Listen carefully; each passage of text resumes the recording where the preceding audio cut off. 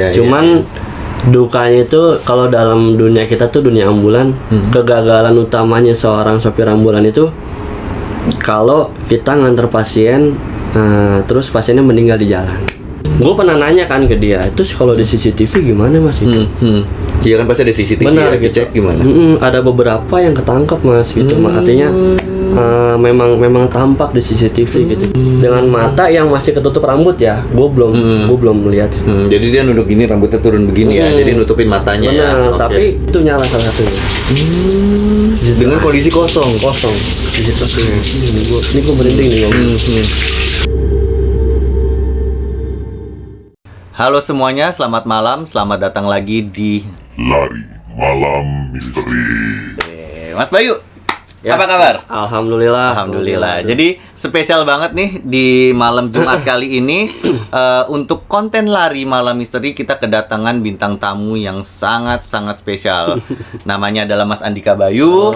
Kebetulan dia adalah adik kelas saat SMA. Kita satu alma mater nih. Jagoan futsal nih di SMA, ya kan? Kuliahnya mencar. Ya, terus kita dipersatukan oleh sosial media lah ya. Oke, silaturahmi lewat sosial media dan ternyata Mas Bayu subscriber dari Ativlog ya.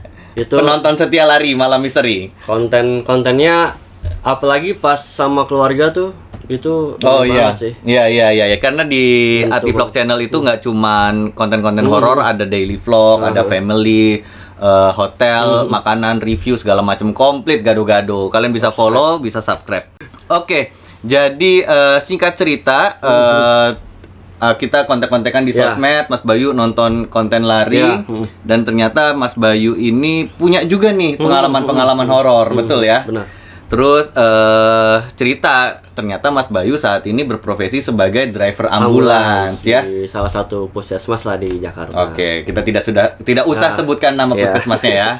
Nah, Mas Bayu mungkin aku coba gali dulu nih latar belakangnya ya kan, karena yang aku tahu ini Mas Bayu backgroundnya di ekonomi ya. Benar. Bahkan sempat kerja di bank ya. Benar. Terus akhirnya bisa banting setir menjadi supir ambulans. Itu gimana Mas? Kan bertolak belakang banget nih. Awalnya kan di 2000 kuliah di Budi Luhur, Universitas Budi Luhur. Ngambil ekonomi akuntansi. 2014 lulus, langsung kerja di salah satu bank swasta lah di Jakarta. Sampai 2019. 19 resign. Nah, di situ dari 19 ke 2021 untuk fokus di usaha keluarga sih.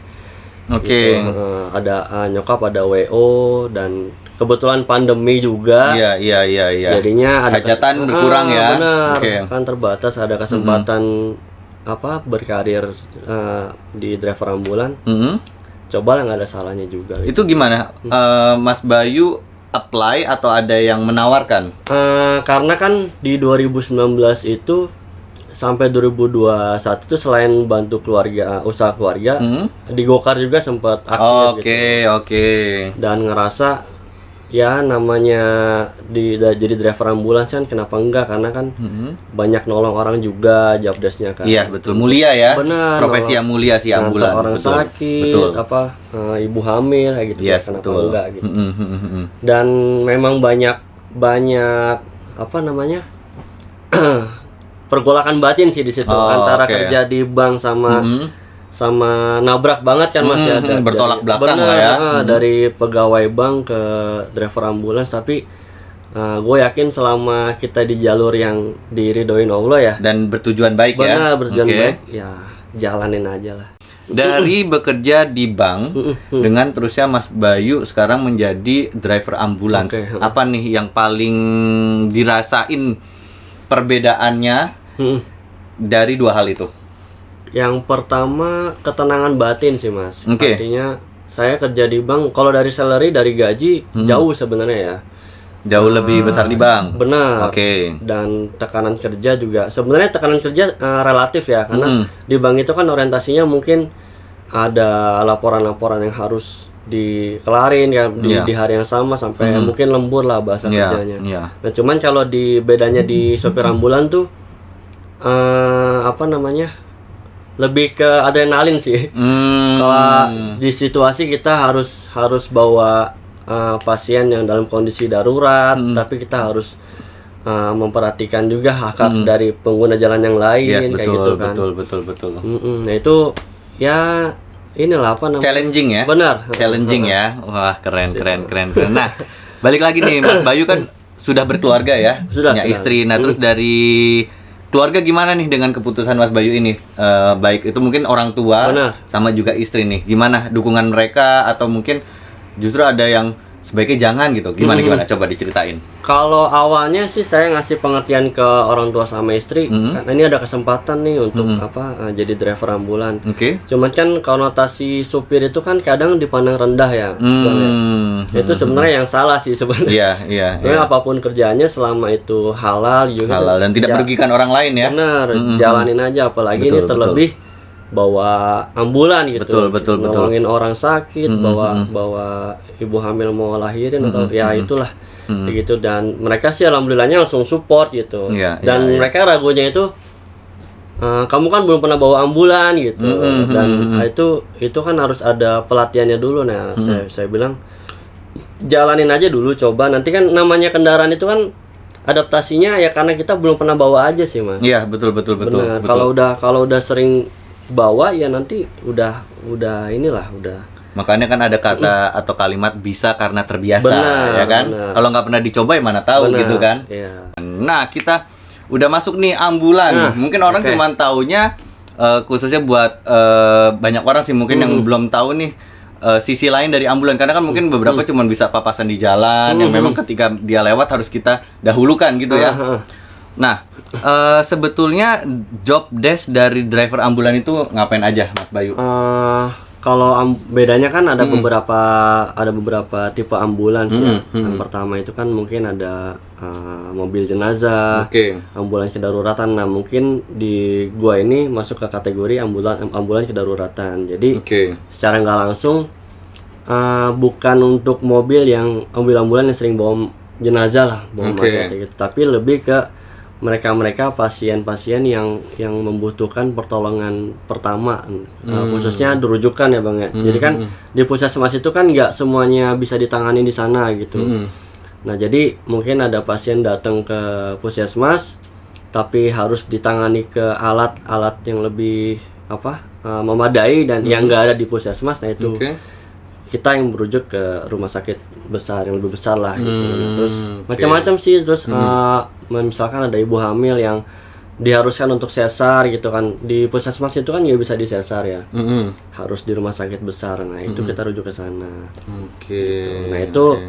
Nah, itulah adrenalinnya di situ gitu. Jadi gimana caranya si pasien ini cepat bisa diantar ke rumah sakit, karena kan pasti kan darurat, nggak mungkin nggak darurat. Kalau dirujuk itu pasti membutuhkan penanganan yang lebih lanjut gitu. Nah, cuman satu sisi kita juga harus menghargai hak pengendara lain juga gitu. Biar gimana kan, apalagi di jam pulang kantor nih rujuknya nih. Banyak mereka yang baru pulang kerja dan mereka juga sama tujuannya pengen ketemu keluarga di rumah gitu, capek kerja, ketemu anak istri gitu. Nah, itu kita juga harus lihat ke sisi sana juga gitu. Jangan sampai karena kita dilindungi undang-undang gitu kan, kita jadi kayak arogan gitu Bang di jalan gitu. Iya, nggak boleh seenaknya ya. Benar, kita juga harus lihat sisi itu juga gitu. Nah, satu sisi juga pasiennya juga tetap harus langsung diantar, cepat diantar gitu. Macam-macam sih ya, itu adrenalinnya di situ gitu.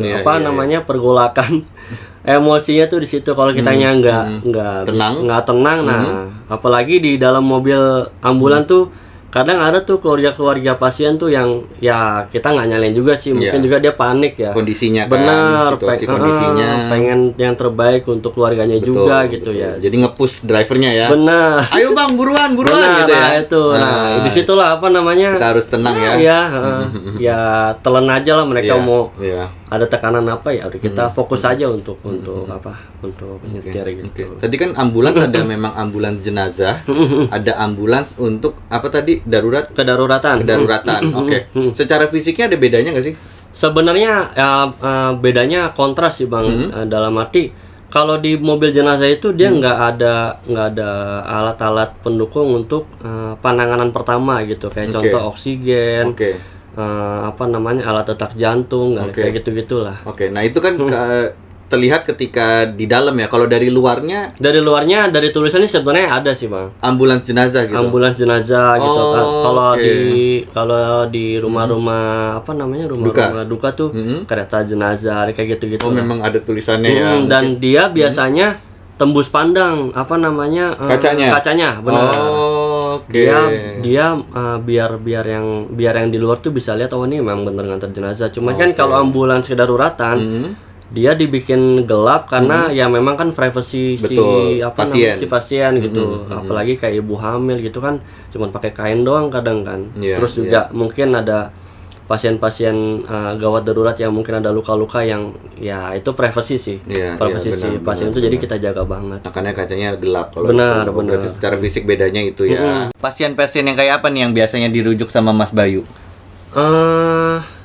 Kalau kita di luar COVID paling ya gawat darurat, kayak mungkin dia ada pasien yang sesak nafas yang harus dirujuk, yang kondisinya udah payah. Nah itu biasanya di bagian IGD, Mas. Benar. Dan yang kedua paling di rumah bersalin, kayak ibu hamil yang harus di sesar, dioperasi dan ketubannya udah habis. Nah itu harus ditindak lanjut di rumah sakit. Kalau untuk yang COVID itu macam-macam sih, Mas. Kadang paling kita rujuknya ya ke Wisma Atlet, ke Rusun Nagrak ya, yang ditunjuk sama pemerintah lah. Nah, Mas Bayu sempat ditugaskan nggak untuk membawa jenazah korban COVID juga? Itu dengan kondisi seperti itu ya. Jadi kan berbagai macam kendaraan, bahkan kendaraan pribadi juga banyak yang dihibahkan untuk membawa korban COVID gitu kan. Mas Bayu sempat mengalami membawa jenazah COVID juga nggak kemarin itu? Puncak-puncaknya Indonesia COVID itu kan di tahun lalu tuh, Mas. Juni tahun lalu ya, pertengahan tahun lalu itu varian Delta. Iya, betul. Nah itu, itu benar-benar apa ya? Saya hampir tiap hari tuh selama masuk tuh bisa bungkus mayat tuh 1-2 orang lah. Dalam satu hari bisa 1 sampai 2. Bisa 2 orang. Ya ada aja lah gitu. Dan memang di tahun-tahun itu tuh rumah sakit itu kan udah overload, Mas ya. Karena memang puncaknya tuh kan di situ. Betul. Di periode kurangan itu. Oksigen, ambulan juga kurang banyak. Benar. Jadi mereka-mereka yang isolasi di rumah itu nggak bisa terkontrol nih sama kita gitu. Sementara kan nakes-nakes dari kita ini juga terbatas gitu. Nah itu ya udah, kita ada laporan dari RT RW, Pak ini ada warga yang meninggal, kebetulan dia lagi isolasi mandiri di rumah. Oke ya, saya sama perawat tuh datang tuh ke rumah si korban kan, rumah si ini warganya. Kita swab tuh si pasiennya itu, si warganya. Kalau memang positif udah kita ikut protokol pemakaman sesuai COVID. Itu tega nggak tega sih, Mas. Karena kalau udah protokol itu kan harus steril ya. Cuman kita doang nih dan itu tanpa lepas busana yang masih nempel di si korban. Jenazah ya.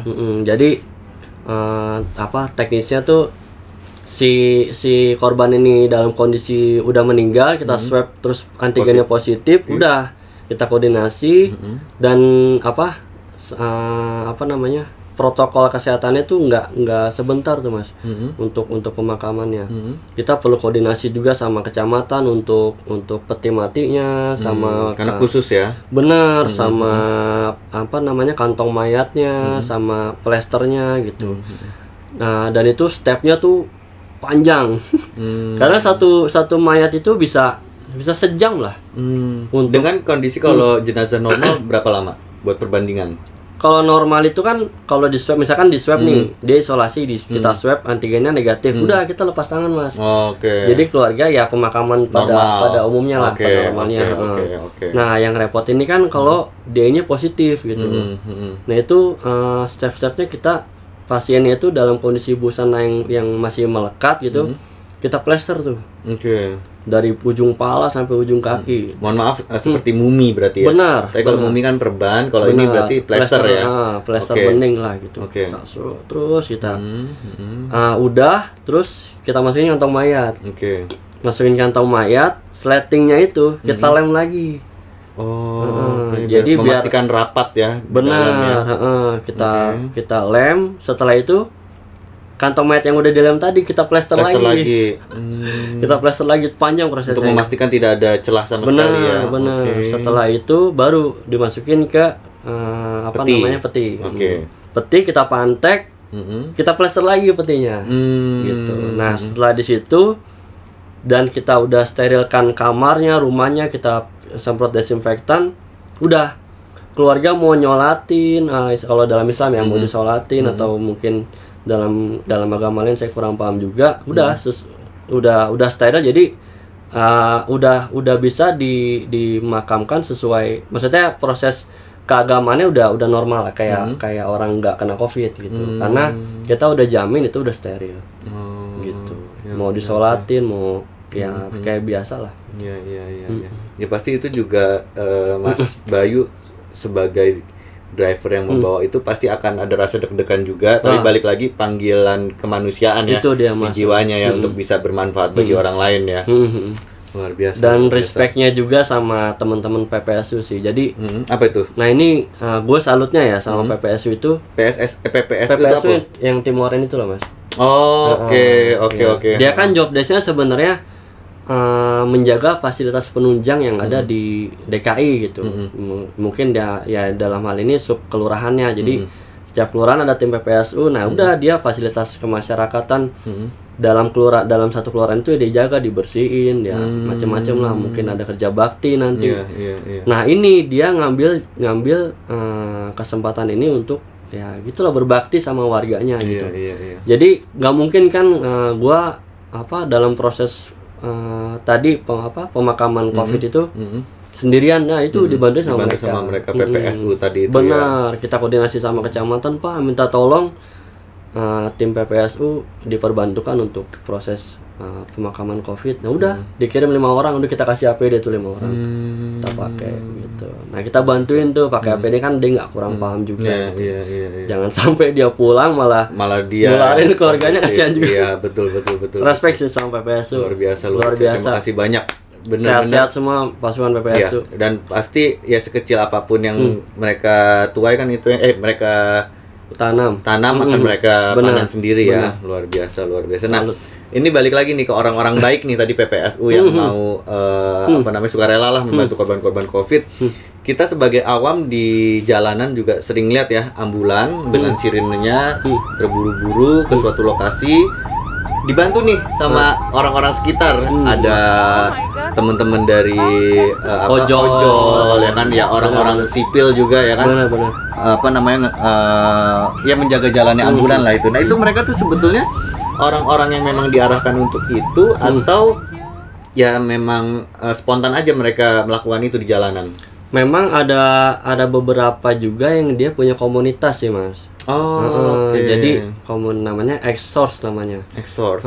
Itu salah satu komunitasnya ya. Benar. Dan masih ada banyak lagi ya. Benar. Nah, dia biasanya ditambahin atribut-atribut di motornya tuh kayak sirene, kayak lampu-lampu strobo gitu. Kalau dalam undang-undang sih ya untuk pengawalan itu sebenarnya belum ada ya, belum ada undang-undangnya. Cuman kan ini kan karena untuk kemanusiaan, ngebantu ambulan juga gitu. Cuman dalam sisi gua sebagai driver ambulan itu ada plus minusnya sih. Oke, ini dari sisinya driver ya. Oke, sisi plusnya dulu deh. Plusnya dulu respectnya gua sama mereka itu mereka tuh nggak digaji. Jadi sukarela ya. Benar, sukarela ya. Pure bensin. Panggilan hati ya. Benar, bensin dari mereka dan banyak dari mereka tuh udah berkeluarga, Mas. Dan dia tuh fokusnya itu aja. Kalau nggak narik ojol, udah kalau lagi kosong dia bantu untuk ambulan, misalkan ada rujukan, ada nganter kemana. Nah itu tuh mereka ketika ada ambulan katakanlah dari titik A mau ke titik B, itu ada yang menginfokan. Iya, jadi benar. Iya. Mereka punya grup sendiri. Kalau di tempat gua itu, gua invite sama mereka gitu. Mas, kalau misalkan ada rujukan boleh minta tolong sama kita masukin ke grup ya, izin gitu. Oke, Mas. Makasih banyak gitu sebelumnya. Udah, kalau misalkan ada rujukan dan gue rasa medannya itu agak rame, agak padat ya. Nah, gua koordinasi sama mereka. Gitu. Cuman Oke. kalau medannya yang sekiranya pintu tol keluar tol udah rumah sakit itu, nah lebih baik gue sendiri karena gua ngerasa gua nggak bisa ngasih mereka apa-apa gitu, dan mereka pun ada yang beberapa dari mereka sampingannya ojol gitu. Daripada gua ganggu waktu mereka Iya, untuk iya. nyari duit Iya. gitu. Udah kalau bisa gue sendiri dan medannya masih bisa gua tanganin, berangkat sendiri. Oke, itu plusnya berarti itu tadi ya. Plusnya. Minusnya karena balik lagi segala sisi kan segala hal tuh ada dua sisi ya. Benar. Ada positif, ada negatif. Nggak mungkin positif doang nih. Benar. Negatifnya dari pandangan Mas Bayu sebagai driver ambulans nih apa? Kalau negatifnya ada beberapa yang nggak masuk komunitas itu, tapi pada saat gua ngerujuk, niatnya sih baik sih Mas, niatnya baik. Cuman kalau dari segi safety-nya, mereka kurang dapet nih. Contoh nih, waktu itu gua rujuk ibu hamil gitu. Gue nyalain sirenenya yang level 1. Jadi nanti gue ceritain ya kenapa ada level-levelnya. Dan kondisi kedaruratannya tuh sebenarnya masih bisa terkontrol lah gitu, nggak terlalu darurat banget gitu. Itu ibu bapak sama ibu-ibu lagi megang, lo tahu apa sih tas bakmi gitu gak sih? Tas bakmi tahu. Kalau tukang bakmi itu kan ada tas di belakang gitu. Ibu-ibu sama bapak dia ngawal. Dengan kesadaran dia sendiri dia ngawal, mungkin dia pede namanya dengan kalau ada tas itu kan lebih lebar ya, Bisa mungkin lebih menghalangi benar kendaraan gitu. lain. Cuman kalau dari safety-nya yang tadinya gue bisa agak cepet gitu, cuman jadi kehalang. Malah ikut kehalang juga. Makanya, Oke. ya terus juga ada bocah-bocah yang nggak pakai helm, pakai motor matic ya, malah membahayakan diri sendiri. Benar, ya. manuver. Cuman gimana Mas kalau misalkan dia jatuh atau kecelakaan, kan di belakangnya gua nih, Iya, ambulan, dan dalam kondisi kecepatannya tuh tinggi. iya benar. Dan jaraknya kan nggak mungkin dekat, nggak mungkin jauh gitu kan. Gitu. Terus paling sama ada pun yang komunitas, tapi nggak semua ya. Komunitas exhaust itu mereka lebih mengutamakan konten. Oh, jadi sambil di record. Oke. Fokusnya jadinya nggak bisa fokus ke jalan, dan dalam tanda kutip lebih arogan untuk kebutuhan konten. Gitu. Dalam gue sering lihat juga sih di YouTube untuk komunitas mereka itu yang ada keluar kata-kata kasar lah, apalah gitu kepada pengendara lain gitu. Dan pernah gue kejadian itu ngerujuk, mereka tabrakan nih sama pengendara lain, si komunitas ini. Mereka dalam kondisi ngawal gua gitu. Tapi yang ditabrak ini kendaraan bukan pengawal ya, kendaraan umum aja ya? Umum ya, orang lain gitu yang kebetulan lewat. Terus kayak ada gelagat karena gue lagi bawa fokus ke ambulan juga. Ada gelagat, mereka akan berantem nih, sama-sama emosi. Gitu. Nah itu gue bawa pelan. Gue tawain kalau di ambulan itu kan ada tawa tuh Mas. Nah gitu.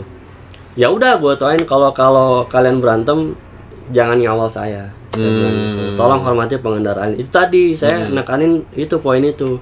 Jangan seakan-akan ambulan itu karena dilindungi undang-undang jadi semena-mena gitu. Di jalanan tuh ya kita tetap harus menghormati hak pengendara lain juga gitu. Akhirnya udah gue jalan, dianya langsung adem sih setelah gue itu. Ya itu bagusnya sih, maksudnya memang punya hak khusus ya, mungkin privilege untuk ambulans, tapi balik lagi sebetulnya pengendara lain pun punya hak gitu. Jadi harus saling menghargai. Ketika memang si ambulans harus diprioritaskan, ya kendaraan lain mengalah. Nah, untuk teman-teman yang mengawal itu sebetulnya niatnya baik. Tapi mungkin cara-caranya ada yang perlu diperbaiki lagi ya. Mungkin harus tetap memperhatikan keselamatannya masing-masing juga nih. Ketika mengawal dengan kecepatan tinggi, ya nggak pakai helm, kecepatan tinggi kan tuh akhirnya at the end membahayakan diri sendiri. Apalagi jangan sampai membahayakan diri sendiri dan orang lain seperti yang tadi akhirnya tabrakan dan mau berantem gitu kan. Untung tidak jatuh kurban di situ kan. Itu dia. Kalau yang ditabrak orang lagi nyebrang atau apa kan itu juga karena biar hal-hal yang tidak diinginkan kan pastinya. Biar gimana dalam satu wiringan itu kan ada ambulans sama beberapa motor dari komunitas tersebut. Cuma kan kalau ada kejadian pasti ambulan Mas yang disorot nih. Seakan-akan ini satu rombongan nih, pasti mereka udah jadi satu paket gitu. Nah, jadinya ambulan yang jelek kena. kayak gitu. Iya, Padahal iya, kitanya iya, sebenarnya nggak pengen kayak gitu juga gitu. Betul. Ya pokoknya nggak cuma dalam keadaan mengawal ambulan, dalam situasi dan kondisi apapun selama di jalanan, keselamatan adalah hal yang utama ya. Mas. Betul. Semakin menarik nih. Nah, kita masuk ke pertanyaan apa nih? Suka dukanya Mas Bayu ngerujuk pasien sebagai driver ambulan yang udah 1,5 tahun ini. Ya gini ya, kalau sukanya mungkin ada kepuasan batin dari saya pribadi, karena ngerasa kalau dalam kondisi pasien yang mau dirujuk pasti ada keluarga tuh Mas kan. Iya. Nah itu tuh kadang saya ngedengar dari keluarga pasien yang lagi panik, yang matanya berkaca-kaca gitu, ya pengen mungkin ada anggota keluarganya yang lagi sakit itu, pengen anaknya atau suaminya, istrinya itu tuh lagi sedih-sedihnya, terus saya berhasil nganter gitu dengan Waktu yang tepat waktu ya. yang tepat gitu. Terus dan dia ngucapin makasih tuh, aduh saya udah ngerasa tanpa ngucapin sebenarnya, dan dengan dia udah ditanganin langsung si pasien ini sama si rumah sakit, saya kayak udah rasa Lega ya. lega gitu. Puas ya. Benar. Puasan tersendiri ya. Benar, itu kayak alhamdulillah udah inilah udah selesai tugas gitu. Iya. Cuman dukanya itu kalau dalam dunia kita tuh dunia ambulan, kegagalan utamanya seorang sopir ambulan itu kalau kita nganter pasien terus pasiennya meninggal di jalan. Itu tuh saya pernah sekalinya itu nganter korban kebakaran. Jadi di belakang puskesmas saya tuh ada kebakaran lumayan gede sih, dan luas juga. Dan karena ambulan kita terbatas, jadinya yang ditanganin kan juga banyak gitu. Ada satu ibu-ibu yang mungkin dia udah terhirup udara asap api ini udah terlalu dalam, jadinya udah nggak bisa ngomong, udah sesek gitu. Kita langsung rujuk, meninggal di jalan gitu. Dan itu gua sampai rumah sakit udah nangis aja. Iya karena Karena ada merasa bersalah ya. Benar. Coba gue lebih cepet gitu. Benar. Tapi kan sebetulnya balik lagi hidup mati udah ada yang ngatur ya. Sih, cuman kayak ngerasa Pasti. gagal aja gitu. Itu nangis juga lagi. Iya. Jadi kayak merasa kayak bersalah ya. kurang puas aja gitu. Harusnya gue lebih cepet Harusnya lagi bisa nih. ditolong ini, Iya, cuman iya. ya mungkin udah takdirnya Iya, juga sih. Betul. Itu sih Mas. Jadi sedih nih. Nah, kemarin juga sempat heboh nih berita ada oknum driver ambulan yang nyetir nih, dia menggunakan privilege di jalan yang harus diprioritaskan nih dengan menyalakan sirine segala macam. Terus dicurigai sama pengguna jalan lain gitu. Dan ternyata betul, ketika berhasil diberhentikan dan dibuka, ternyata di dalamnya adalah rombongan keluarga Iya. yang mau berwisata. Gue pernah denger tuh yang di puncak ya. Yes, betul. Nah, pendapat Mas Bayu tentang ini gimana nih buat si oknum driver ambulan yang bisa kepikiran kayak Gue juga begitu nggak habis pikir ya. menyalahgunakan. Iya. Jadi kayak dibisniskan gitu ya. Nggak Betul. mungkin itu orang-orang yang di dalam itu pasti dia bayar kan Yes. untuk bisa cepat sampai betul. mungkin mau ke taman safari kali.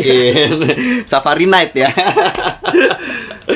Ya balik lagi sih Mas, yang dirugikan itu kan sebenarnya kita yang memang benar-benar nganter pasien Betul. gitu, yang benar-benar ambulan yang resmi lah, yang memang benar-benar ditunjuk untuk beroperasi lah gitu. Karena kalau udah mereka ini banyak oknum yang kayak begini, yang dirugikan itu ya kita gitu. Jadi suatu saat kita ngerujuk tuh stigma di masyarakat tuh, ini mah kosong ambulannya gitu. Iya, Ini mah bawa, misalkan contoh lah, bawa karyawan nih gitu. Ini mah pengen buru-buru sampai aja nih gitu. Sebenarnya banyak ini sih, banyak hal yang bisa mencirikan ambulan itu tuh benar-benar resmi dan maksudnya benar-benar sesuai dengan job desk-nya gitu. Karena yang gue lihat ini makin banyak Mas ya, dari ambulan-ambulan yang beredar di jalanan yang gue lihat ini itu aksesorisnya, terus pokoknya dari lihat dari luarnya itu udah kayak bukan ambulan gitu Mas. Mohon maaf nih, jadi kayak odong-odong gitu. Ada lampu-lampu di kanan kiri, ada yang aksesoris, pokoknya aneh dah gitu. Peleknya diganti racing lah. Nah, kayak gitu-gitu tuh sebenarnya yang bikin si pengendara lain yang tadinya mau ngasih jalan gitu, Iya, jadinya iya. Malah curiga ya. iya ini apa sih gitu, ambulan kok kayak gini, jadinya ya itu gitu.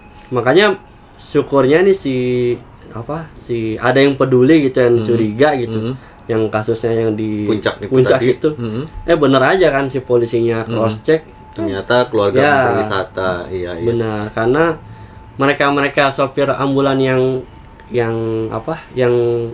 kayak gitu-gitu tuh kan pengetahuan soal kayak sirenenya, undang-undangnya, pemakaian sirenenya gitu. Itu kan belum ada pelatihan lah dalam tanda kutip gitu. Belum tersertifikasi, jadinya dia nggak tahu gitu.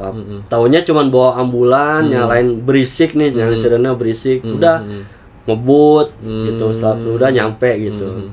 Apalagi kalau yang bawa anak-anak muda ya, adrenalinnya itu masih dia, benar. Emosi juga belum stabil. Benar. Ya, Nah, itu kan ya. kita ada tes-tesnya Mas di kita.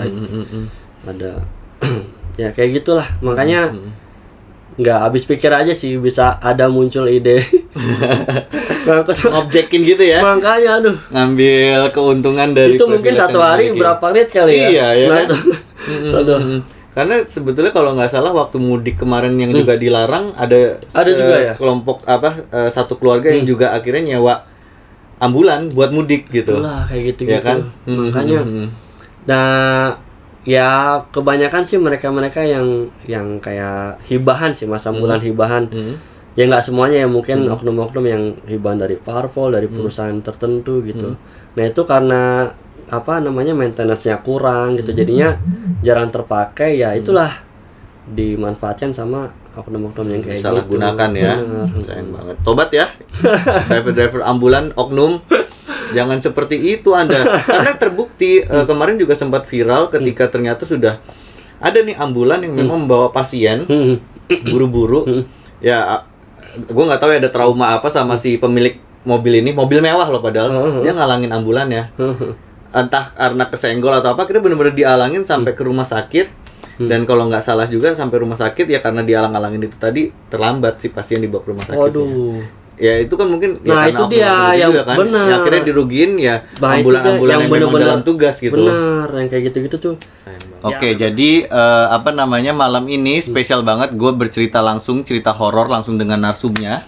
Kita tayangkan secara live di IDN Live. Jadi buat kalian yang mau denger-denger cerita horor secara langsung, boleh download IDN app dan follow Lari Malam Misteri, karena kita bakal live tiap malam Jumat. Waduh. Sekitar jam 8 atau 9 malam buat nemenin malam Jumat kalian, ya kan? Thank you banget yang udah nonton. Wah, ini kayaknya Reda Galuh penasaran banget nih. Dia Iya. keluar masuk berkali-kali nih. Nobar dia. Nobar. Keren. Oke. Mas Bayu sudah berprofesi sebagai driver ambulan selama 1,5 tahun. Tadi sudah banyak cerita backgroundnya segala macam. Sekarang kita masuk ke sesi horor. Sesi inti dari konten ini. Siap. Pasti banyak banget ya pengalaman horornya. Banyak Mungkin sih. karena keterbatasan waktu kita bisa ambil beberapa cerita aja yang menurut Mas Bayu paling gong gitu. Siap. Berapa cerita nih Mas Bayu kira-kira yang mau di-share malam ini? Ada 3 sih. 3 cerita ya? 3. Oke. Kita mulai levelnya dari yang biasa-biasa dulu sampai Siap. nanti yang paling serem ya. Siap. Oke. Kisah pertama, kejadiannya kapan? Itu pada saat gua piket malam. Piket malam. Oke, piket malam ini start di jam berapa? Piket malam di jam 9. 9 malam. Jam 9 malam. Oke. Cuman saat itu gua datang agak telat. Oke. Jadi bareng perawat saat itu lepas juga. Jadi dia habis jaga sore. Sore itu kan pulangnya jam 9 gitu. Oke. Cuman karena dia absen pulang kan mungkin dia agak mundur-mundur dikit, nggak masalah kan kalau absen pulang. Jadi bareng sama gua gitu. Gua datang, dia mau absen pulang. Oke. Saat itu kan ya, karena kondisinya di lantai 3 absennya, dan di lantai 3 di kantor gua tuh, tempat dinas gue tuh memang terkenal banyak gangguan, sering diganggu di situ. Bisa dibilang angker ya berarti Benar, ya. Oke. Nah, kondisinya mungkin nanti di YouTube gue kasih DNA-nya. Oh, boleh. Nah, Jadi biar penonton ada gambaran. ada gambaran layoutnya seperti apa. Boleh.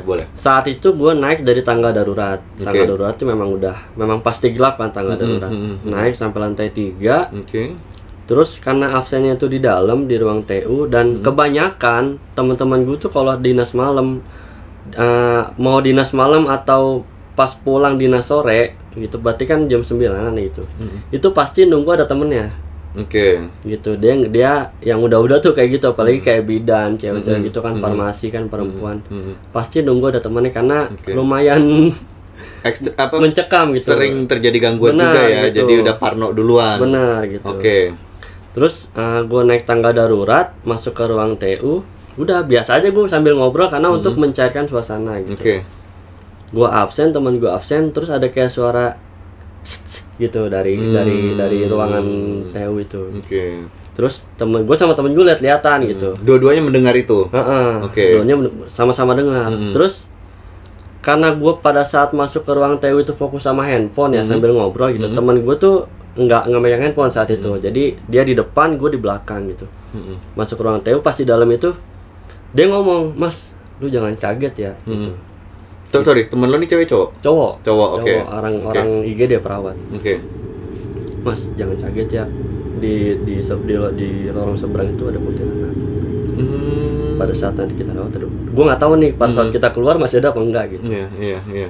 Terus gue bilang kalau misalkan balik lewat tangga darurat, gue nggak akan lihat itu, karena ngebelakangin kan. Gitu. Kalau gue naik lift, pasti lihat. Bakal ngelewatin itu soalnya. Oke.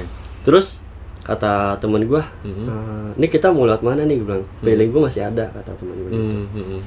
Terus ya udah lewat tangga darurat aja. Gitu. Gue di depan, dia di belakang. Terus tapi gue penasaran gitu, karena kalau kayak gini-gini itu gue kalau nggak nyelesain gitu, maksudnya nggak, takutnya malah makin penasaran gitu. Gue lihat dia lagi duduk, jadi kayak di depan itu kan polinya ya, apa kayak poli macem-macem lah, poli anak gitu macem-macem. Jadi di lantai 3 itu lorong, di seberang poli ini kayak jadi kayak ada ruang kursi tunggu gitu. Oke, coba yang. Cuman anehnya itu, jadi posisi badannya itu kakinya begini, tapi mohon maaf ya kalau kuntilanak kan ada payudara ya, payudaranya ngadep ke tembok. Gimana? Belok jadi, begini. Benar. Jadi gimana sih? Ini kaki ini, kaki. Bajunya putih. Kayak ke kuntilanak. Soalnya kan nih, ketika kita ngomongin hantu dengan payudara yang panjang kan biasanya wewe gombel ya. Dia sih pernah denger nggak? Bukan payudaranya panjang, Mas. Jadi posisi kakinya begini, posisi badannya ngadep ke tembok. Oh, justru badannya kebalik. Gue kira mohon maaf tadi payudaranya ke kanan kiri gini ke tembok. Oh, jadi badannya gini, kakinya ke sini tapi badannya ke sana. Benar. Tapi posisi mukanya itu, rambutnya itu ngadepnya ke depan. Oh, jadi ini dan muka pada posisi sewajarnya tapi badannya aja yang kembali ke hadap sana. Ya Allah. Terus solid apa tembus pandang? Solid. Udah bener-bener mateng, karena tuh di situ kan agak, kalau malam itu kan agak remang ya. Maksudnya yang untuk mungkin gelap tapi ada cahaya sedikit lah ya. Karena lantai 3 itu kan nggak ada pelayanan. Mungkin kalau di lantai 2 kan ada bagian farmasi gitu. Masih ada yang lalu lalang tuh pasien. Kalau 3 itu benar-benar karena tidak aktif lah ya. Jadi untuk listrik menghemat, benar. Dihemat gitu. dengan dimatikan. Terus teman gue ini nggak berani lihat. Terus lo nengok ke situ, lo nengok, gue penasaran gitu. Nah, terus pada saat gue ke tangga darurat, gue cerita gitu. Mas, si ininya masih ada tadi gue lihat gitu. Terus gue sampai keluar dulu, sampai ke luar tangga darurat, gue nanya, lo tadi lihatnya gimana? Gue lihatnya badannya tuh nggak proporsional gitu sama posisinya gitu, kayak kayak kebalik gitu. Posisi dadanya tuh kayak ngebelakangin menghadap tembok lah ya. Bener. Berarti yang lo lihat sama yang temen lo lihat sama ya? Gitu, sama. Oh, dan emang terus dia kan lebih lama di situ ya. Terus emang kata dia, emang kalau di 3 itu dia sering nongol. Oh, dan berarti memang dia penghuni tetap di sana ya, bukan yang cuman langsung mampir gitu. Dan sering menunjukkan dirinya gitu. Benar. Terus gue pernah nanya kan ke dia, terus kalau di CCTV gimana Mas itu? Iya kan pasti ada CCTV Benar, ya, gitu. dicek gimana? Ada beberapa yang ketangkap Mas gitu, artinya memang tampak di CCTV gitu. Cuman kan untuk kebutuhan privasi kantor gitu, itu nggak boleh direkam. Ya nggak boleh disebarluaskan ya. Benar. Iya. Gue pernah beberapa kali lihat gitu di CCTV. Gue naik ke bagian server ada gitu, cuman gue nggak rekam karena takutnya Iya. nyebar kemana. Iya, betul. Wah, ini baru cerita pertama nih yang levelnya paling Ya, rendah. Ini ya Oh my god. Gimana guys, baru cerita pertama udah kayak begitu. Kebayang nggak? Kuntilanak lo lihat lagi di kursi ruang tunggu, kakinya, mukanya hadap sana, tapi badannya kebalik hadap Ya. sana. Nah, lo lihat dia, terus dia ngeliat balik ke lo atau dia Nggak. tetap lempeng aja ke nggak depan? lempeng aja. Oh, oke. Yang gue harapin emang kayak gitu. Kalau Iya, gue iya. natap sama dia, takutnya kan gini, kalau dunia kayak gini, kalau kita saling tatap sama mereka dalam waktu yang lama, itu kita kayak keserap energinya Mas. Iya, betul. Gitu. Jadi bawaannya tuh nanti kalau misalkan kita lihat penampakan terus kita matengin, kita pantengin terus. Nanti muncul tuh lemes, Iya, terus sugesti-sugesti yang Betul. mendorong kita jadinya makin takut. Nah, itu makin gampang untuk mereka ngambil energi kita. Nah, itu mereka jadi makin kuat tuh. Jadi makin kayak kalau kata penampakan tuh jadi makin kayak jelas, kelihatannya makin jelas, makin menakutkan, Semakin kuat lah ya. makin kuat lagi. Karena dia makan dari energi kita. Iya, makanya itu kita diwanti-wanti nggak boleh takut ya sama mereka. Iya. Karena kalau ketika kita takut ya energi Ya, kita emang, bakal disedot sama mereka. Hidupnya dari situ. Gitu. Iya. Wah, gila. Dan gua baru tahu kalau kuntilanak itu dia lebih demen sama bau darah. Gitu. Jadi sensitif lah sama bau-bau darah. Iya. Makanya in some case gue juga sering denger nih punten banget buat teman-teman perempuan ya khususnya yang lagi datang bulan, darah kotor ketika membuang pembalut. Nah, itu ya harus dibersihin. Iya, benar-benar. Karena di beberapa cerita yang pernah gue dengar gitu, banyak orang yang ngelihat si kuntilanak itu atau makhluk-makhluk goib itu lagi mengkonsumsi Nah, itu pembalut yang dengan darah kotor yang tidak dicuci dengan bersih. Bener, memang dia lebih demen banget sama bau-bau amis darah. Iya. Kalau kuntilanak tuh. Betul. Jadi harus dibersihin ya guys, harus dibersihin, jangan dibuang sembarangan. Kita lanjut lagi. Tadi katanya ada 3 cerita. Oke. Yang gue udah wanti-wanti dari awal. Yang awal tuh santai dulu aja ceritanya. Langsung ketemu kuntilanak badannya kebalik ya kan. Kita lanjut ke cerita kedua kali ya. Kita lanjut ke cerita kedua. Siap. Ini kapan bro? Kita Kedua tahun nih, gue lagi menilai yang paling tinggi yang mana nih. Oh boleh ditimbang-timbang dulu. Yang paling serem dikeluarin terakhir bro. Oke. Ini jadi gue sebenarnya sih nggak seremnya itu bukan ininya, bukan dalam hal makhluk halus bang. Tapi lebih pengalaman pertama gue untuk ngelihat yang kayak gini. Gitu. Jadi pada saat itu tahun lalu lah COVID Delta lagi tinggi-tingginya. Terus ada laporan dari warga ke puskesmas, Mas, ini ada yang meninggal di kos-kosan gitu kan. Terus tolong dicek karena ini kebetulan dia lagi isolasi mandiri. Gitu untuk pengetahuan aja teman-teman. Jadi kalau misalkan ada warga yang dalam isolasi mandiri, berarti kan itu udah pasti mereka positif gitu kan. Nah, itu dalam pengawasan kita gitu di puskesmas gitu. Mulai dari obatnya, terus swab berkalanya lagi mungkin dalam waktu berapa minggu ke depan gitu. Nah, terus kita cek memang benar dalam pantauan kita gitu. Dia positif.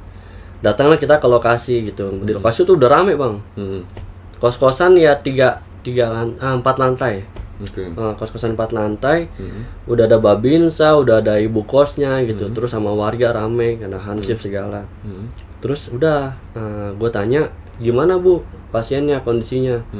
"Mas naik aja ke lantai 4. Kamarnya paling pojok, paling ujung." Gitu. Itu buka aja, nggak dikunci gitu. Nah, terus keluarganya gimana? Keluarganya dalam on the way ke sini karena perjalanan. Benar, karena kebetulan dia itu cuma sendiri dan kerja gimana ya, cewek-cewek pendatang lah dari luar gitu, dari daerah perantau, bahasa Anak perantau. rantau. Oke. Keluarganya yang terdekat di sini di Jakarta, tapi lumayan jauh ke sininya, jadi dia dalam on the way. Oke. Ada Babinsa, saya bilang saya harus ada saksi ke atas. Perawat bilang ngomong kayak gitu kan, perawatnya kebetulan cewek. Oke. Terus saya harus ada saksi ke atas biar tahu kita kan mau colok nih Swab. mayatnya, Swab ya. di swab. Oke. Kalau misalkan positif ya sesuai prokes lah di apa proses ininya apa pemulasarannya. Udah Babinsanya ikut. Oke. Gitu ikut. Terus Babinsa apa bro, dijelasin mungkin ke Babinsa tuh kayak apa ya? Kayak petugas, dibilang TNI juga, ini juga polisi juga. Jadi kayak petugas keamanan di wilayah kelurahan lah gitu. Oke. Kecamatan kelurahan gitu. Oke. Nah itu tuh tugasnya dia mobile gitu, kayak keliling mantau lingkungannya dia gitu. Oke, gue naik ke atas dan gue lihat nih kayaknya apal banget nih si Babinsanya nih. Kayak udah tahu kamarnya di mana, tempatnya di mana gitu. Udah, terus ini mas kamarnya, gue tunjukin sama dia. Gue masuk, karena si perawatnya ini cewek, gue duluan yang masuk ke dalam kan. Gentleman ya. Babinsanya cuma bukain pintu. Terus Pak silakan Pak masuk ke dalam. Ini kamarnya. Udah. Terus buka pintu, dibukain sama dia, terus masuk di ruang tamu. Ya lumayan gede bang kos-kosannya gitu. 2 kalinya inilah. Masuk, gue lihat ruang TV-nya, terus kamarnya nggak ada gitu. Terus wah, gue sambil teriak dari dalam. Di mana? Berarti kos-kosan ini banyak ruangan ya? Kan biasanya ada beberapa kosan yang emang masuk cuman kamar doang. Dia sih sebenarnya ngeplong, cuman kayak ada sekat yang dia buat. Kayak Oke. Pembatas sendiri yang dia buat ya. Kayak papan gitulah, gitu kayak triplek gitulah. Nah, terus kamarnya tuh ada hordengnya. Terus gue pikir nggak enak kan kalau gue buka, takutnya dia tanpa busana apa gimana gitu. Pak, ini gimana apa di kamar? Nggak ada, buka aja Pak, kata si Babinsanya gitu. Terus nggak ada juga. Nah ini di mana? Terus kata si Babinsanya, dicoba cek di kamar mandi gitu. Kamar mandi itu kebetulan tirai. Pas gue buka, itu nabrak banget sih. Gimana maksudnya? Lagi gantung diri dia. Di dalam toilet, di dalam kamar mandi. Gantung diri dengan busa yang ya udah mulai netes apa? Gimana sih kalau kayak balon ditiup air apa? Berbuih gitu ya? Jadi kayak ban kempes terus lokasi air di atasnya. Berbuih. Gitu. Dengan mata yang masih ketutup rambut ya. Gue belum lihat. Jadi dia nunduk gini, rambutnya turun begini ya. Jadi nutupin matanya. Bener, tapi rambutnya tuh kayak masih seidung gitu loh. Jadi gue masih bisa ngeliat mulutnya gitu. Terus gue nanya ke Babinsanya, Pak ini bunuh diri ya? Gue bilang gitu. Ini bunuh diri loh. Kenapa harus di swab? Ini mah emang maunya si korban. Dan ternyata bapaknya tuh udah tahu, udah lihat itu mayatnya gitu. Makanya apal banget pas ke atas ya. Jadi dia nggak mau bilang dulu gitu. Terus ya udah, si perawatnya kaget kan. Iya, shock lah pasti ngelihat kondisi itu ya.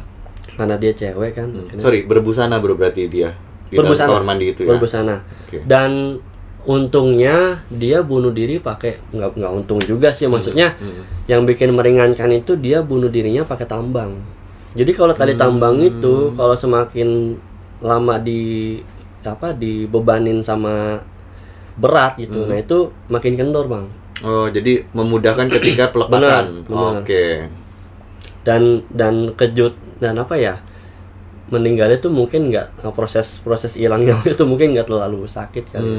Gitu. Beda sama cerita kalau pakai kain kan, itu benar-benar makin berat malah makin kenceng. Gitu. Iya. Tapi tidak untuk ditiru ya guys ya. Ya sama Terus, sekali tidak. Udah si perawat bilang, gue ke depan dulu tuh, gue belum mau ambil tindakan. Perawatnya karena nggak berani masuk, itu keluar lagi. Terus gue bilang sama Babinsanya, Pak, tolong panggil ibu kosnya. Naik ibu kosnya, itu pintu gue tutup dulu. Bu, ini gimana sih? Gue melin gitu. Kok bunuh diri manggilnya kita gitu? Iya gitu. Memang lagi isolasi mandiri, cuman kenapa nggak ibu ngomong dari awal? Gitu. Mas, maaf mas, kalau saya ngomong dari awal, warga di bawah udah rame gitu. Takutnya pengaruh sama kosan saya. Gitu. Mungkin ya bener juga sih. Terus udah akhirnya gue swab, gue buka pintu, gue masuk, kayak gue gendong gini apa namanya, Kaki. Iya, gue gendong gue turunin dulu lah gitu. Terus udah lepas dari tambangnya, gue dudukin kayak nyender di kamar mandi gitu. Nah itu baru kelihatan Matanya masih melek. masih melek, cuman udah apa ya, udah nggak mungkin pada saat lagi ngegantung.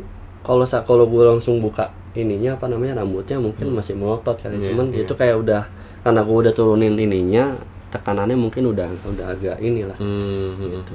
Jadi ketika dia di atas dengan itu pasti karena kan ya? dia nahan sakit kan gitu. Karena udah diturunin mungkin udah mulai longgar ya, otot-ototnya juga segala macam. Benar. Dan itu masih melek dia. Masih kayak setengah melek gitu. Dan itu gue pegang badannya tuh kayak masih Hangat. gitu. Ini kayak belum lama meninggal nih. Terus gue tanya ke ibunya, itu kalau nggak salah gue jam 10:30 malam, jam 11 lah, jam 11 kurang gitu. Terus Bu, ini apa namanya, ibu tahu ini meninggal jam berapa gitu? Jam 10-an mas. Gitu. Itu ada laporan dari kamar mandi sebelah, itu kayak ada suara teriak-teriak gitu, mungkin dia sakit apa gimana. Dicek ternyata emang benar gitu. Berarti kan belum lama lah, ada rentan waktu setengah jam lebih lah. Untuk ukuran mayat tuh sebenarnya emang masih hangat banget. Kayak udah di swab positif. Gitu. Akhirnya udah. Itu berarti dengan APD lengkap ya waktu itu? Kalau pada saat swab gue belum pakai APD. Gitu. Belum pakai APD karena cuman pakai handscoon, sarung tangan, ya sama face shield. Gitu. Belum pakai APD karena dalam, apalagi gue ngeliat gini mas, kalau isolasi mandiri itu kalau udah lewat dari 2 minggu itu cenderung aman, artinya tinggal bangke ya. Benar, dia lebih ke, maksudnya virusnya yang tinggal bangke ya. Dan dia tuh udah masuk kategori itu gitu. Artinya udah relatif aman harusnya, tapi dia emang positif. Udah koordinasi sama keluarganya, tapi keluarganya saat itu ya nggak langsung datang, katanya dalam perjalanan gitu. Cuman gua bilang, ini kontak terakhirnya yang ibu kenal siapa selain keluarga? Ibu udah pernah ketemu keluarganya si yang mau datangin aku? Belum pernah mas. Nah terus ibu kok selain keluarganya siapa? Ada pacarnya, kebetulan udah dibawa. Gue ketemu dan ternyata tuh masalahnya percintaan. Oh gitu. Ya Allah. Gue nggak inilah, maksudnya gimana ya? Kita nggak ngejudge ya. Iya. Tapi sangat disayangkan ya. Gue mau marah sama orang itu, sama si cowoknya juga, ya nggak bisa Udah juga. terlambat, nggak bisa membalikan nyawa si Iya, itu cewek. urusannya dia juga gitu. Cuman kan jadinya ya kemana-mana aja, ibu kosnya mungkin tempat kosnya. Iya. Oke lah, ibu kosnya itu nggak bilang, maksudnya warga itu nggak tahu, nggak dengar omongan gua sama ibu kos. Cuman kan pasti Mulut nanti, ke mulut tuh benar. cepet banget bro zaman Benar, sekarang. Apalagi handphone kan di mana-mana kan, orang diem-diem moto nyebarin di sosmednya masing-masing, tahu-tahu bisa viral. Dan itu sebenarnya sih untuk ukuran serem ya, nggak ini kan, ini karena pengalaman pertama gua. Iya, melihat korban dengan bunuh diri ya. Iya, orang bunuh diri dan masih dalam kondisi terikat lehernya, dan gua evakuasi gitu, sampai gua Ada sentuhan fisik malah ya. benar gitu. Terus sampai gua proses pemulasarannya gua yang ngelakuin gitu sama si perawat. Itu gua langsung koordinasi sama PPSU yang tadi gua bilang, PPSU kelurahan. Pak, kita minta bantuan, ada korban COVID yang meninggal, mohon diperbantukan untuk proses pemulasaran. Itu karena pengalaman pertama gua ketemu yang kayak gitu sih, jadinya mungkin menurut gua Iya, itu experience yang tidak terlupakan. Dan mungkin kalau gue tebak sih dengan kondisi dia yang lagi positif kan sedikit banyak pasti akan menyebabkan depresi juga pada dirinya ya. Mungkin. Apalagi mungkin saat itu berita masih simpang siur tentang bahaya COVID itu sedemikian sampai bisa menyebabkan meninggal segala macam, ditambah ada masalah percintaan itu tadi ya. Jadi mungkin akhirnya berpikir pendek dan mengambil keputusan yang salah gitu. Aduh, sayang banget bunuh diri.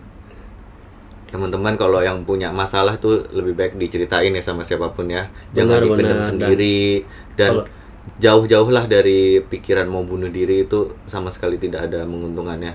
Dan yang gue tahu ketika kalian bunuh diri itu itu tidak sama sekali Ya. tidak menyelesaikan masalah kalian, Benar. itu bahkan menyebabkan masalah yang lebih besar karena Benar. Nggak bisa tenang. kalian pokoknya. akan terjebak di suatu apa ya istilahnya dimensi ya, Ya, karena benar. ketika kalian bunuh diri kalian tidak diterima di bumi Ya, dan benar. kalian juga tidak Nggak akan bisa diterima naik di ke langit, akhirat ya. Jadi bunuh diri bukan Ya. jawaban untuk masalah kalian sebesar apapun itu. Percaya masalah itu ada dan pasti akan ada akhirnya. Nah, ini untuk intermezzo aja sih Bang ya. Tapi ada nyambungnya ke soal bunuh diri ini. Jadi kebetulan kan nyokap gue indigo ya. Oh, iya. Nanti kita cerita. Indigo dan indigonya itu turunan. Jadi yang indigo turunan tuh jadi yang tadinya nggak bisa lihat, terus jadi sampai bisa lihat gitu. Ada prosesnya ya. Ada prosesnya. Nah, dan itu adaptasinya kalau kalian mungkin tanya sama orang-orang seperti itu nggak gampang asli. Betul. Adaptasi dari yang nggak bisa lihat sampai bisa lihat tuh paranoidnya luar biasa. Iya betul. Apalagi orang yang dasarnya penakut. Benar, Iya. itu sampai kayak ya bisa dibilang hampir gila lah nyokap saat itu. Karena itu saat itu gue SD sih Bang, umur-umur kelas 4 sampai kelas 6 SD lah. Itu masa transisi itu 2 tahun. Jadi gue tiap malam yang tadinya gue tidur sama adik gue, pada saat masa transisi tuh sampai digabung sama ke nyokap gue sama bokap Sama gue Mas Reda berarti ya. Benar. Sekamar, dan itu tiap malam tuh kesurupan nyokap. Macem-macem gitu, dan kebetulan di apa namanya di nggak di depan sih, jadi di lingkungan rumah gue tuh kayak ada kebun kosong yang udah lama kosong. Gue nggak ngerti punya tanah siapa, tapi itu yang tadinya lapangan bola terus jadi rawa-rawa, jadi kayak sekarang jadi pasar Tasik gitu. Pasar Tasik Jati Baru, mungkin orang-orang pada teman-teman pada tahu lah. Itu dikelilingin seng gitu, itu udah lama kosong. Dan mereka yang di sana, penghuni-penghuni di sana itu pada bergantian masuk ke nyokap. Merasuki. Iya. Dan itu kebanyakan pada minta tolong Bang. Jadi ada nih misalkan yang masuk pocong atau apa gitu, terus dia ngomong melalui nyokap ya, nyokap ngomong, jadi merasuki ke nyokap, dia bilang, "Pak, minta tolong didoain, saya bertahun-tahun nggak bisa, tersesat gitu, nggak bisa kemana-mana gitu, keluarga nggak ada yang doain, terus proses saya nggak dimandiin, saya nggak didoain gitu, mungkin dalam hal ini kali nggak dimandiin secara sempurna, mungkin dia korban kecelakaan gitu kan, terus keluarganya nggak diurusin sama keluarganya gitu, sampai nggak disolatin mungkin pada kalau kita Islam ya gitu, kayak gitu. Jadi mereka tuh tersesat gitu. Terus akhirnya bokap gue tuh sampai megang buku kecil gitu Bang. Jadi karena yang datang itu banyak, terus kayak minta didoain, dia sebutin tuh namanya tuh, minta didoain gitu. Iya. Jadi lu catetin. Nah, kata bokap, "Mas, tolong ambil pulpen, catetin namanya gitu." Jadi itu syarat biar dia keluar. Kalau nggak gitu Bang, terus nggak mau keluar ya udah ya nanti didoain ya. Namanya siapa, catat ini. Masuk lagi yang baru, catat ini. Jadi kayak itu tadi, kalau misalkan kayak bunuh diri, kayak korban kecelakaan, oke lah, korban kecelakaan bukan maunya dia gitu, emang karena kecelakaan tadi. Cuman kalau nggak diurus pemandiannya nggak sesuai syariat, terus nggak disolatin, nah itu jadinya kayak gitu. Sampai kata nyokap tuh, ini ada makhluk dari matanya itu keluar air mata, tapi itu udah jadi darah gitu. Air mata itu udah darah karena dia bertahun-tahun minta tolong gitu, nggak ada yang dengar gitu, kayak gitu. Keluarganya nggak jelas di mana. Jadi ya itu, kalau bunuh diri kayak gitu-gitu sampai akhirat pun susah gitu Bang prosesnya. Iya. Kita mungkin bisa lanjut nih ke cerita horor ketiga. Mungkin kita bisa ada next pertemuan lagi ya, karena kan pasti lu bakal ada beberapa cerita lagi. Mungkin banyak sih. Buat di episode ini kita coba pilih 3 cerita terbaik dulu. Oke. Siap. Cerita pamungkas, cerita ketiga dari Mas Bayu sang driver ambulans. Apa nih Mas Bayu ceritanya dan kapan? Pada saat itu 7 bulan 6 bulan lalu lah, awal tahun inilah. Masih baru sih itu. Awal tahun ini. Nah itu gue lagi rujuk pasien ibu hamil ya. Ibu hamil itu kebetulan COVID. COVID. Nah itu ke salah satu rumah sakit besar lah yang ada di Jakarta gitu. Rujuk. Nah ternyata gue baru tahu itu rumah sakit itu untuk rujukan COVID-nya dia disediain satu gedung khusus yang tadinya dialihfungsikan. Tadinya tuh kamar jenazah sama kayak rumah duka lah gitu. Oke. Rumah duka tapi pasti kan ada kamar jenazahnya di sana gitu.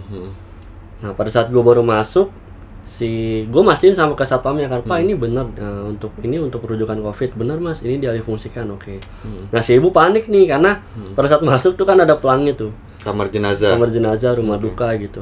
Pak ini saya mau dibawa ke sini, padahal masih sehat gitu. Enggak Bu, tenang aja nih, cuman alih fungsi gedung doang gitu. Oke, terus di situ gue disuruh naik ke lantai 4. Tuh gue pakai berangkar itu kayak tempat tidur portable untuk pasien yang biasa dibawa di mobil ambulan tuh kan. Gue bawa ke lantai 4, gue bertiga tuh, gue, bidannya sama si pasiennya. Gue bawa ke lantai 4. Nah di situ karena di situ awal tahun ini kan udah COVID udah rada turun ya kan. Jadi tuh sepi banget rumah sakit gitu. Lantai 4 itu memang bener-bener gue lihat itu udah rapi untuk kayak layanan rawat inap Mas. Jadi bukan lagi soal rumah, nggak kelihatan rumah dukanya lah gitu.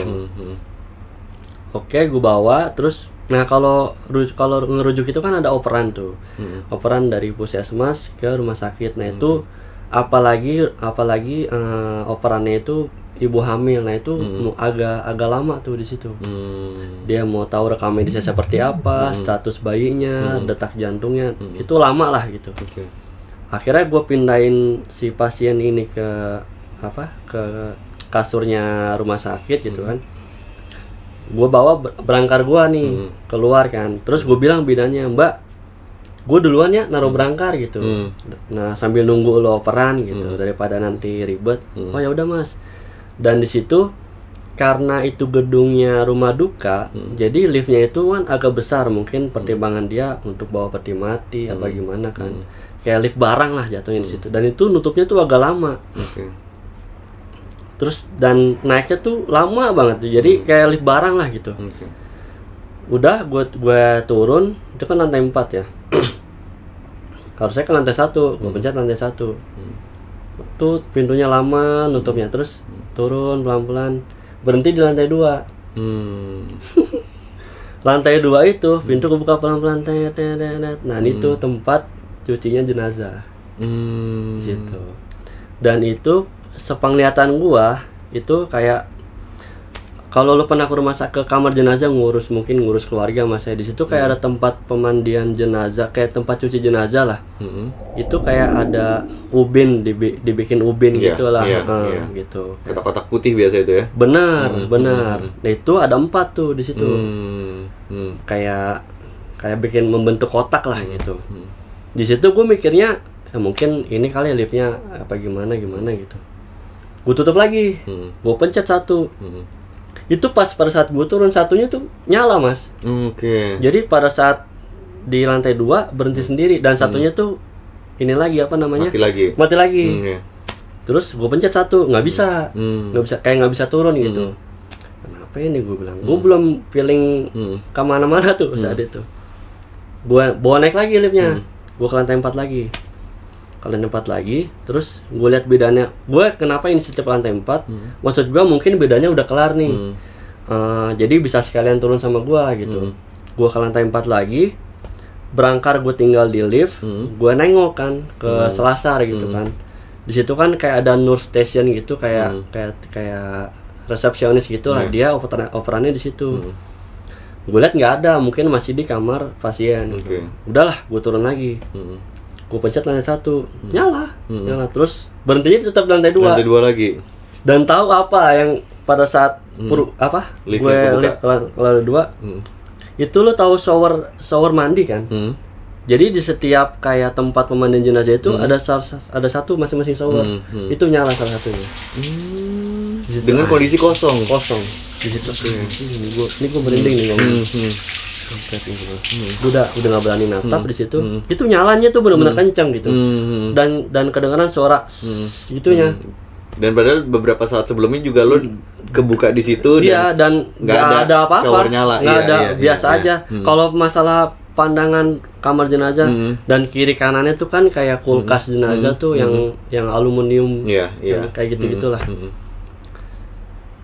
Gue masih kuat gitu untuk ngelihat kayak gitu-gitu, asal nggak ada gangguan apa-apa Iya, gitu. iya. Tiba-tiba ini ada shower Terus nyala. showernya nyala. Jadi tuh seakan-akan lantai 2-nya itu lantai yang paling bawah, Mas. Jadi nggak bisa turun nggak lagi. bisa turun lagi mentok gitu. di situ. Situ gue udah keringat dingin. Itu kan gue pakai APD kan, karena kan itu pasien COVID. Anjing ini gimana nih, gue bilang. Udah gue tutup lagi. Agak lama kan, itu makin merinding tuh. Gue naik lagi ke 4 karena 1 tuh nggak bisa dipencet gitu.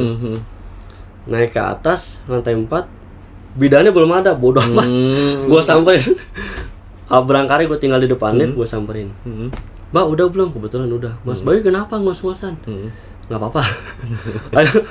ayo kalau udah yuk, udah turun. Nah di situ gue masih rasa deg-degan karena takutnya ada bidan ini keulang lagi nih. Dan ternyata gue turun udah aman lantai 1. Bisa gitu. Nah, terus sampai bawah gue nanya security. Nanya security-nya tuh gue masih ada sedikit rasa berpikir positif. Lantai 2 itu ada orang gitu. Mungkin nggak sengaja nyalahin atau ada pengurus yang bersih-bersih gitu. Gue nanya ke security.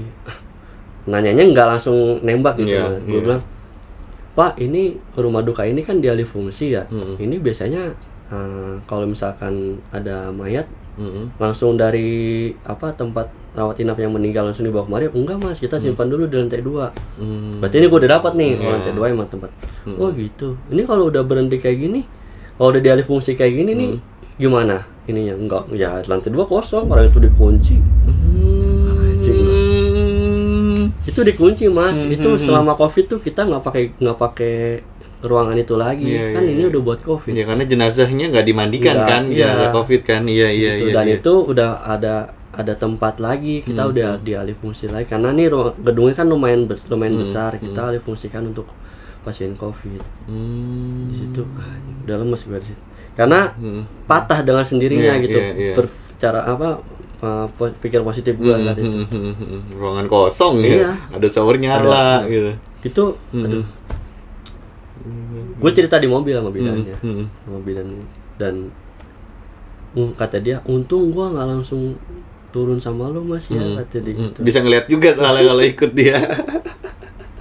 Itu sih yang paling karena gimana ya, kalau untuk ngelihat ruangan jenazah mungkin untuk orang awam juga takut juga sih ya gitu. Dan untungnya nggak ada jenazah yang lagi diurus di situ, mungkin dia lagi dikafanin, terus orangnya nggak ada. Nah itu gua mungkin makin gila kali saat itu, maksudnya makin tekanan itu makin hebat. Mungkin karena kosong, gue mikirnya mungkin liftnya macet. Itu showernya aja. Terus akhirnya lo bisa turunin ke lantai 1 gimana? Nggak tahu, pas ada bidan, gue bareng sama bidan. Lancar-lancar aja? Lancar-lancar aja. Jadi kayak emang lo dipermainkan gitu ya? Jadi kayak lantai 2-nya itu kayak udah lantai yang paling bawah saat gue sendiri ya. Nggak bisa turun lagi. Tapi ketika lo dengan bidan pencet 1 turun aja gitu. Karena gue masih nutup cerita di situ. Mungkin kalau gue langsung bahas di lift, mungkin masih diisengin lagi. Iya. Gua rada tahan dulu, biar gue sampai bawah. Itu terang Mas. Itu masih jam 4-an lah, jam 5 itu ya. masih terang. Dan tapi di lantai 2 itu kayak seakan-akan tuh kondisinya tuh udah malam gitu. Jadi kayak redup banget gitu ya. Gelap, lembab, ya namanya ruangan basah-basah kayak gitu. Karena ketika difungsikan, dia fungsinya adalah tempat memandikan jenazah. Terus tidak difungsikan, ya makin serem lah situasi dan kondisinya. Dan gue nggak tahu tuh yang kekunci itu kulkas jenazah itu ada isinya atau ada isinya apa enggak anak gue. Wah, tapi balik lagi ya, walaupun dengan kejadian-kejadian gini, lo tetap kukuh dengan tujuan awal lo menjadi driver ambulans adalah untuk bermanfaat untuk orang banyak. Jadi hal-hal seperti ini tidak mematahkan semangat lo untuk tetap berbuat baik itu ya. Benar. Luar biasa gitu. Karena ya itu tadi, kalau kitanya ke bawah gitu, sama rasa takut, sama ya kayak gitu, dia makan dari energi kita yang kayak gitu. Ini berhubung kamera ini udah makin lobet lagi, mungkin kita closing YouTube-nya. Tapi mungkin dari lo ada pesan-pesan dulu buat yang nonton, audiens atau mungkin sesama driver ambulans. Kalau dari gue sih mungkin dari sisi apa namanya pengemudi ambulan ya saling menghargai aja sih sesama pengendara, dan terlebih untuk pengendara ambulans lebih bisa menghargai hak-hak pengendara lain gitu. Walaupun kita tetap dikuatkan dengan undang-undang lalu lintas, tapi banyak mereka yang juga pulang tuh pengen ketemu sama keluarganya, mungkin juga pengen berkunjung ke rumah sakit, ada keluarganya yang sakit gitu. Jadi nggak cuman pasien yang kita bawa aja nih yang berkepentingan gitu. Banyak aspek lah di situ. Jangan sampai malah makin merugikan banyak pihak. Betul, setuju. Nah, untuk oknum ambulans yang kayak gitu, ya gue rasa polisi bisa lebih tegas sih untuk yang kayak gitu. Kayak atribut-atribut yang nggak penting mungkin ada teguran kayak gitu. Karena stigma masyarakat kalau ketemu ambulan yang kayak gitu jadinya remeh, mencurigai ya, benar bukannya gitu. ngasih prioritas ya. Terus penggunaan sirenanya juga nanti di YouTube lah, tipe-tipe. Pokoknya semakin kencang beat ambulannya, itu semakin darurat kondisinya gitu. Ada level-levelnya lah. Kalau yang slow, nah itu mungkin pasiennya tidak terlalu darurat atau mau jemput pasien gitu. Nah kalau udah beatnya udah kencang gitu, udah deket-deket jarak beatnya itu. Memang udah dalam kondisi kritis pasiennya. Urgent banget berarti itu ya. Ya itu memang harus segera dibuka jalan sih. Oke, luar biasa. Thank you banget loh, Mas Bayu. Cerita horor mempertemukan kita kembali. Jadi reunian kita. Pokoknya buat teman-teman thank you banget yang udah nonton. Jangan lupa juga follow nih Instagram dari Mas Bayu. Apa namanya Mas? Bayu P14. Bayu P14. Di sana kalau nggak salah Mas Bayu juga naruh IG story tentang ambulans di highlight IG story ya. Jadi bisa tahu tentang ambulans lebih banyak dan lebih detail lagi. Jangan lupa juga follow Instagram gue @_Attila _T, dan jangan lupa subscribe channel ini, Ativlog Channel, karena di sini kalian bisa dapat cerita-cerita horor di konten Lari Malam Misteri dari sudut pandang narasumber yang betul beragam. Ambulan, terus warga Jepang betul. Karena nih Labuan Bajo nih akan hari ini tayang. Jadi kalau mau mampir di Ativlog Channel hari ini ada video baru ya tentang Labuan Bajo. Mantap. Thank you for watching. Sampai jumpa di episode selanjutnya. Bye bye.